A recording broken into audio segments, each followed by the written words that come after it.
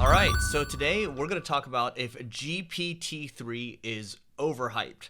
So first, let's talk about what GPT-3 actually is, so you can get a little acquainted with it. So let's go ahead to my healthy screen over here, and healthy screen. Let's go look at my screen over here, and look at it. Just look at Wikipedia right here. Here's what it says: Generative Pre-trained Transformer. So GPT-3 is an autoregressive language model that uses deep learning to produce human-like text. All right, so it is the third generation language prediction model in GPT, the GPT-N series created by OpenAI, which is a San Francisco-based artificial intelligence research laboratory. So, what's interesting is what I like to do, OpenAI Crunchbase. This is one thing I like to do.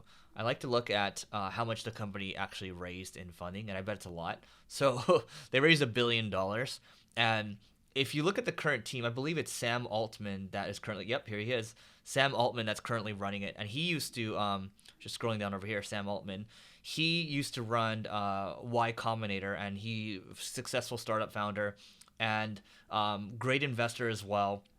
And he stopped what he was doing at Y Combinator. And by the way, Y Combinator is an accelerator that actually raised or helped a lot of companies like Airbnb. They funded Airbnb, Dropbox, Twitch, all these different companies. So they've got a really extensive pedigree and network. And Sam Altman, so talented that Paul Graham, the founder of Y Combinator, told him to run it. And then, he sees OpenAI as, his responsibility and as one of the big next steps for humanity. So that's why he's helping with it, right? So one of the big things that's going on right now, especially a lot of people in the not just the AI community, but you have a lot of marketers talking about this as well, because this is very much something that marketers have attempted in the past, right? Especially content marketers and SEOs. There's this article spinning software that would manipulate the Google algorithm, and basically what would happen is, if you can create content at high volumes, it didn't even have to be high quality content, but it would just naturally rank very highly, right? Because the algorithms, again, they weren't that sophisticated at the time. And so, what would happen is you just see a lot of junk, more and more junk appearing on Google. And this is how companies like eHow, which I don't think they're around anymore, but this is how these companies went public, because they just really were arbitraging the gap between just really how capable the Google algorithms were, right? And then, algorithms got better, and now Google is actually investing a lot into AI. But now you have companies like OpenAI talking about GPT-3, and what GPT-3 does, by the way, is it allows you to create content at scale. And what I mean by that is now, when GPT-3 actually creates an article, I actually can't tell the difference between a human being versus a computer, right? Back in the day, you can actually tell when an article was spun. So, my kind of thing around GPT-3 is like, is this just article spinning 2.0? And that's my concern right now. And I'll kind of walk through some of these community examples that OpenAI is showing. So I have access to GPT-3 right now, and more people are getting access to it. And you can after that, you have to basically pay a fee based on usage, so you can use their API, and their API will allow you to basically create your own little apps, right? So here's some cool things you can do. You can actually create a cover letter. So cover letter generator, and then you would input the company, the job description, the resume right here. So boom, all of a sudden, here's what happens. This cover letter will be created, and you can see right here, I'm a creative technologist and founder of Sharing Friction, a creative agency that helps clients tell stories with technology. I'm also a writer and a musician. Okay, so let's take a look at this right now. Oh, look at this. It pulled directly from here. Okay, and then I'm also a big fan of Spotify. I've been a subscriber for years, and I've been listening to Spotify Unwrapped since it launched. Okay, look at this. It's literally pulling from here, and it's hard to tell. I can't tell at all, right?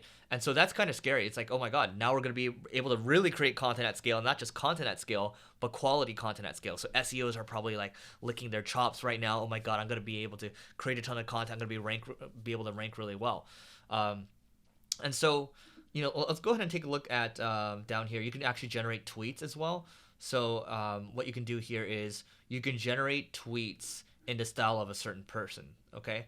And then you can pick kind of the top 25% over here. So example high quality tweets. These were created by generating 1,000 tweets, scrolling down to tweet number 100 or so, and then selecting the best. These probably reflect about a 1 in 3 to 1 in 5 of the generated tweet candidates, all right? So programming is hard, people are harder. So I think that's the very first one. This is the original set over here. And you can see this is the guy that tweeted it. Programming is hard, people are harder. So literally you can pick the people you love the most. Like for example, Naval Ravikant tweets a lot of wisdom. And so they basically will create all these permutations over here. Software development is not a job, it's an identity. The first step to solving a problem is admitting you have one. I have problems. So, I mean, this kind of seems useful, right?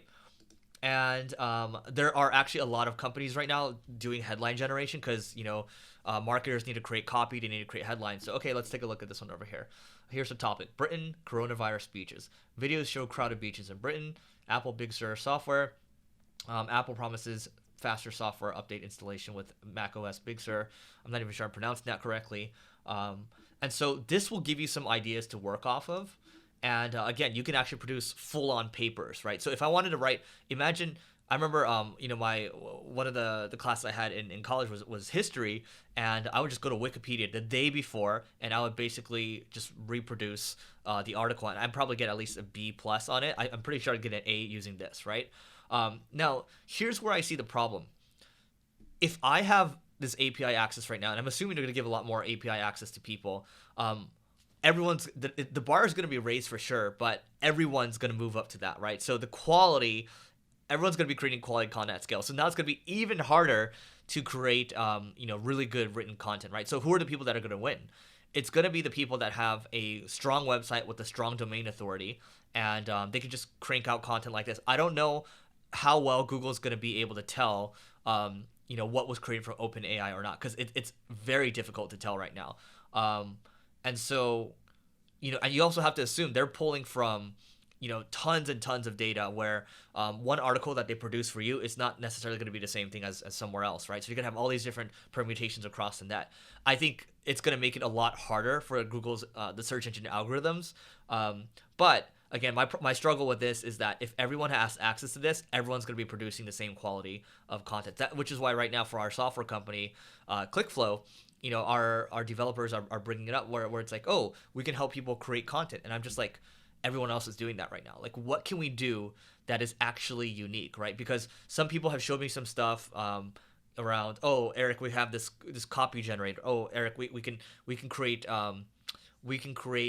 ad copy for you at scale or headlines for you at scale. And now that I'm actually playing around with this right now and I'm looking at these community examples, which you can Google, by the way, I'm just like, yeah, I mean, it looks novel, and we'll probably play around with it. We'll see what we can do here, but I'm cautiously optimistic right now. That's kind of where I'm at. So I just hope it doesn't become article spinning 2.0, because I have bad memories from that. We'll just put it that way. So that is it for today.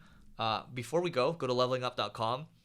And get a free chapter of the book, all right? And don't forget to subscribe and hit the like button if you're coming from the videos, or just subscribe in general if you're coming from the podcast. So that's it for today, and we will see you tomorrow.